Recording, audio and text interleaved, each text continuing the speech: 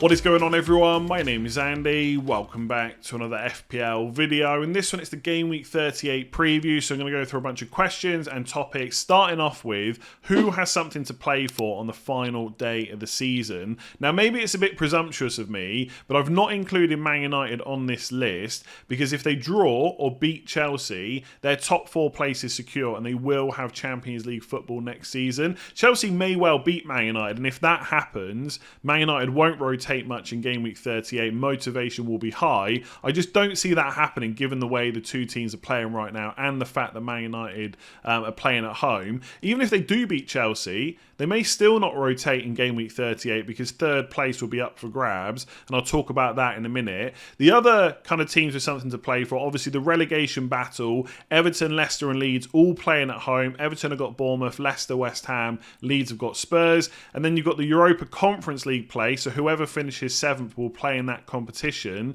Villa have got Brighton at home, Spurs, Leeds away, and then Brentford have got Man City at home. So Brighton getting their point last night against Man City absolutely secured Europa League. So that's now kind of not up for grabs. So if we look at the table and then think about which of these teams we might want to target, when I spoke about kind of Man United in third place, they're currently on 69 points with Newcastle on 70. So if they beat Chelsea tonight, they will go 2 points ahead, and obviously then they would just need to beat Fulham to absolutely secure third place. They could lose to Fulham as long as Newcastle also lose to Chelsea on the final day, but third place is basically in Man United's hands. They just can't finish on the same points as Newcastle because their goal difference is absolutely awful, right? So I think players like Fernandes and Rashford, if he's fit, will probably play both games anyway. I think Europa League Conference discussion is interesting. One reason to look for players with something to play for is not just motivation and rotation, it's also minutes as well. So if you think about Aston Villa, they've got nothing to worry about after this game, but they've got a lot to play for. They're going to want to be in Europe next year. So players that you might be looking at like Watkins and Ramsey, potentially a defender as well, they're all likely to have higher minutes than maybe players from other teams. So if you take Liverpool, for example, if Man United get that point or more against Chelsea, they are going to play in the Europa League next year. So it doesn't mean that players like Trent and Salah will definitely be benched in Game Week 38. But if they are played, there is more of a risk of them coming off early. You're just not going to have that for teams that have something still to kind of play for. So that's one thing to think about with Aston Villa. I think with Spurs, I'm sure some fans would question whether they even want to be in the Europa Conference League next year. But I'm sure Levy would want them in Europe again. And I just think when you're playing Leeds away, you can't help but get goals because that defence is awful. And I'm sure the minutes of Kane and Son will be pretty decent anyway. So I think they're worth looking at. And then with Brentford, obviously they would need to win and they would need Spurs and kind of Villa to drop points to get into that position. But there's not really too many players to look at there because they are playing against Man City. That's going to be a difficult fixture. It's probably just Mbamo up front if you need someone cheap that's also going to be on penalties and whose minutes will be good.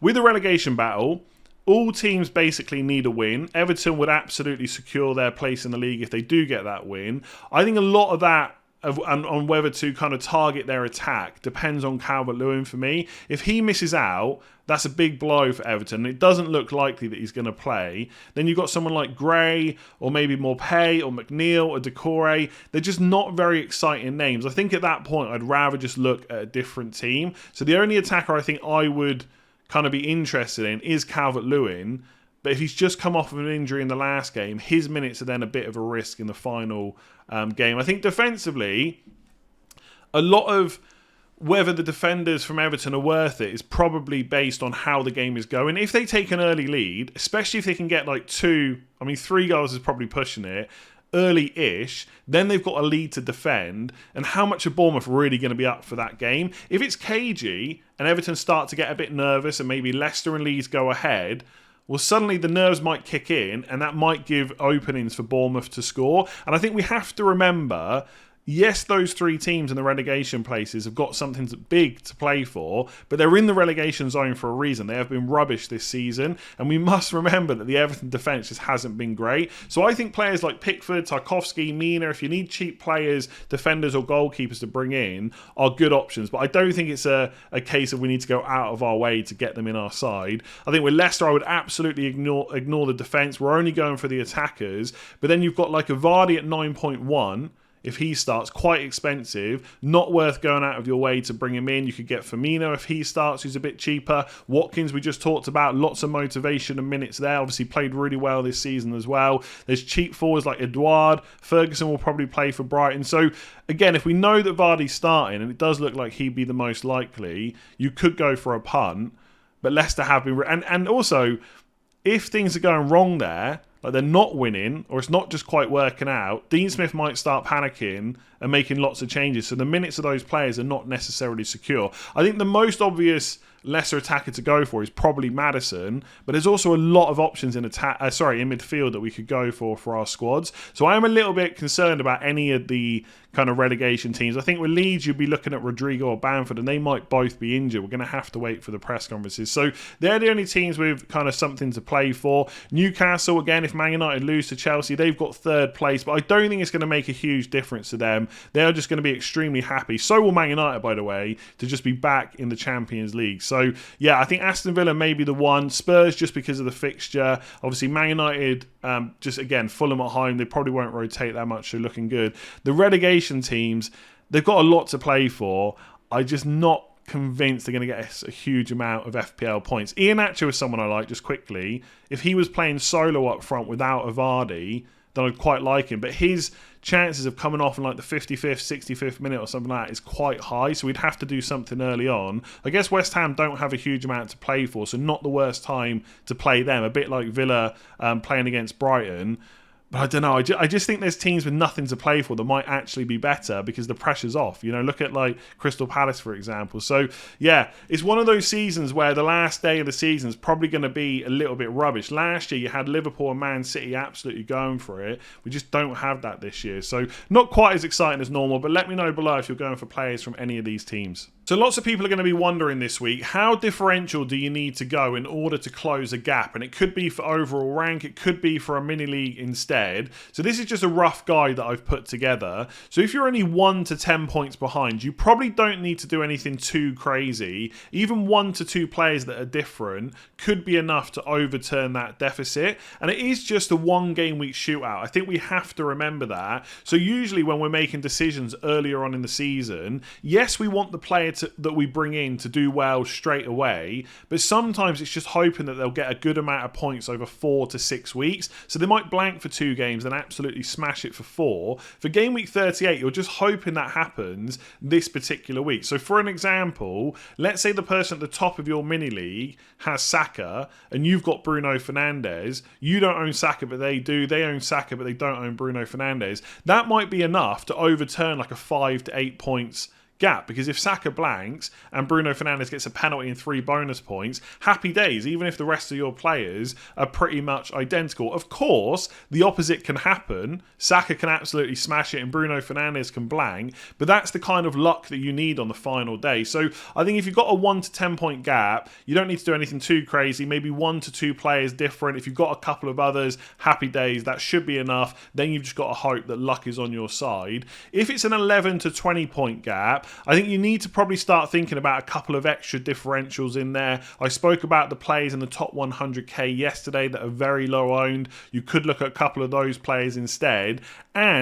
Or, depending on your kind of risk appetite, you could go for a differential captain. So if we think about who people are going to captain this week, Haaland will still be massively captain no matter what, unless we get a team league that he's not playing. Then it'll be players like Kane against Leeds, Salah versus Southampton away. If you're trying to close a gap, either for rank or for mini league, you might want to think outside of the box. Maybe you captain like a Trossard or an Eze or an Edouard up front or whoever it is, right? Could be Anthony for Man United. Maybe you think about doing that instead of kind of using loads of hits to get, you know, a ton of differentials in your team. And if it's 21 or more points, you should be going for a low-owned captain if it's for overall rank. Again, mini league is kind of different because you can just look at your particular league to see who is popular and who is not. But for overall rank, you've got to go for a low-owned captain, and you've probably got to use your transfers on differentials as well. So if you've got 1 or 2 transfers, free ones, or if you're even looking to take a hit, I would say nearly all of those players have to be somewhat differential, and you probably want to captain a low-owned player as well. For those of you that are leading your mini leagues, if you've got a gap of 30 or more, it's probably done. Like, that can be overturned, but you'd have to get very unlucky. At that point, I would just play your own game. Whoever you think generally is the best option to bring in, I would just do that. There is one tactic you can employ, and that is blocking. So if the people behind you have got a player that you don't, and you don't think they're going to remove them, and they are the most likely to kind of hurt you, you could just bring them in, right? Lots of people will do that in the final couple of game weeks, and there's no issue with that. If you've got like a 50-plus point gap in your mini league, it's over. That's never going to get overturned. So at that point, you might want to look at overall rank instead. I actually had a mini league, like, I don't know, it's probably 4 or 5 seasons ago now. I was miles ahead in it, and I still blocked, right? And that move that I made instead of the more differential cost me a top 10,000 finish. Now, obviously, I won the mini league. I was never going to lose it. I was like 60 or 70 points ahead, but I still made the kind of boring blocking move.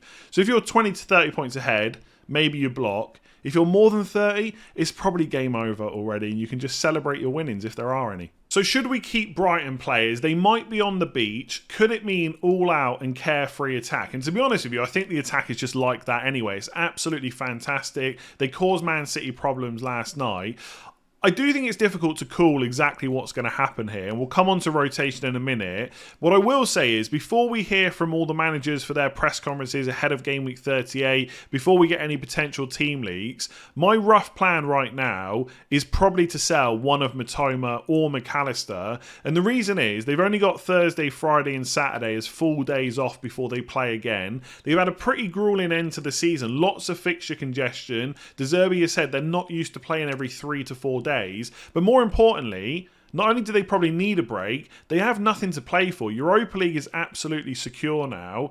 And I guess a bit like when Man City got the Premier League title when they went out partying and Pep rotated that team for Chelsea, something similar could happen for Brighton. Now, in terms of which players will definitely get rested, that is hard to call because Mitoma is a player we spoke about last game week, maybe needs a rest. It hasn't happened. And then you could turn around and say, well, what's he being rested for? Right? He could just play game week 38 and then go off and party and enjoy the summer and stuff like that. So it's not a guarantee.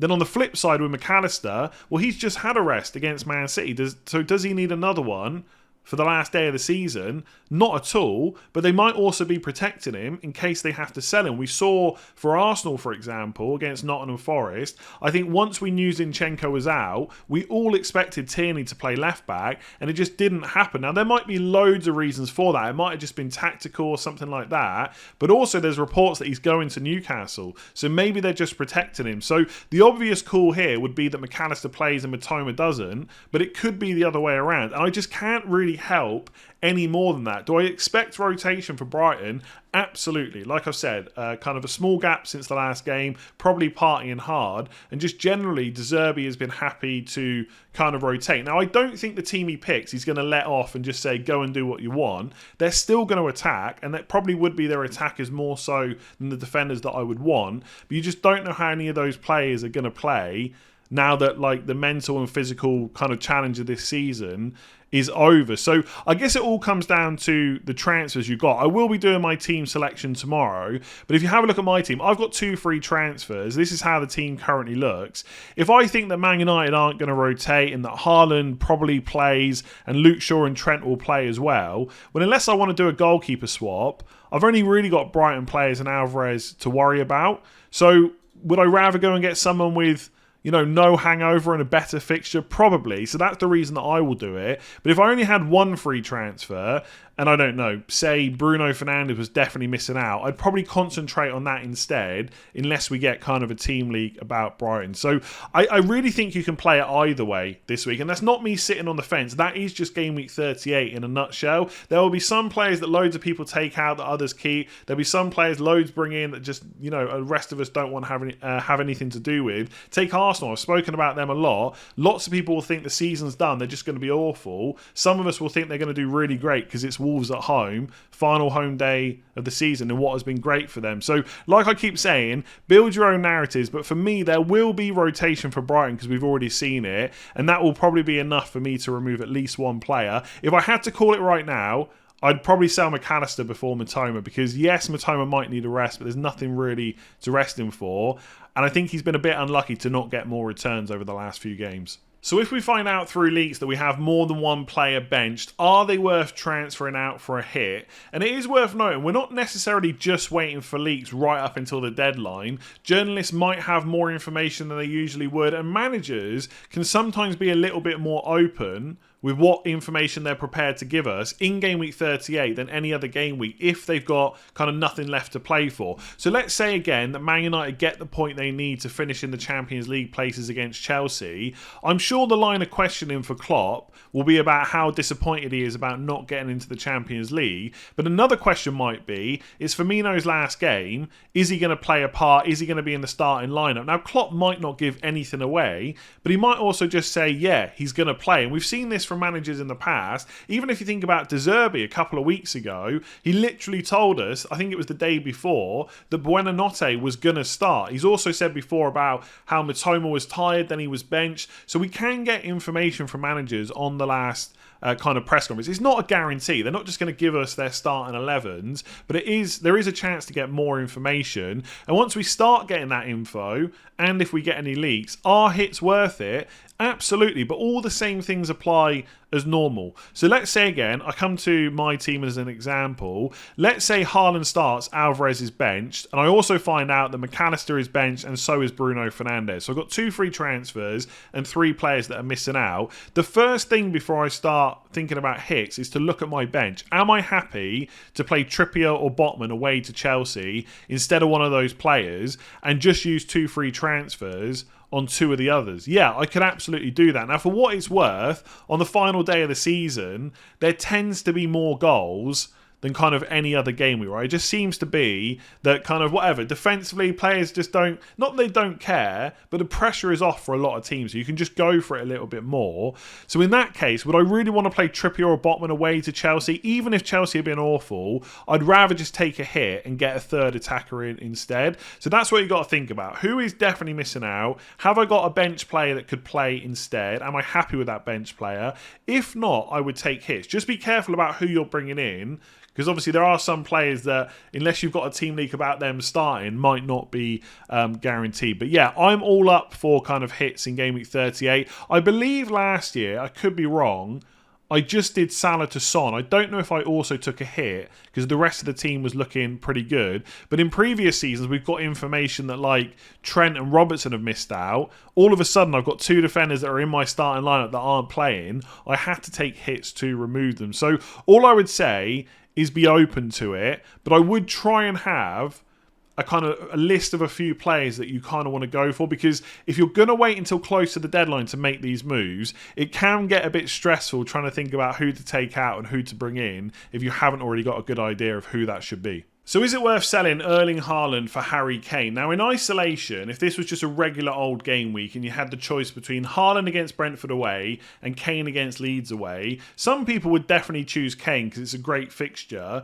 but the majority would just stick with Haaland because of how ridiculous he's been so far this season. Yes, Kane's goal and assist record is fantastic, but Haaland has been the main man. So most people would stick with him, but it's game week 38, so other factors are at play. Let's just assume for now that Haaland is going to start, so you know that information before the deadline. You could still make this move. One reason to do it would be for differential purposes. Haaland's ownership, whether you look in the top 10k, top 100k, top 1 million, the overall game, whatever it is absolutely massive. And we know from yesterday's video that's not the case with Kane. His top 100k ownership is 14.49%. Now, people will obviously transfer him in this week, so that will grow, but he's not going to suddenly be 70, 80, 90% owned if we know that Haaland is starting. So you could just decide, most people are going to keep Haaland, I'm going to go for the differential, I want to climb up the ranks, this is my last push, happy days. You could even captain him instead. Nothing wrong with that whatsoever. The thing to think about there then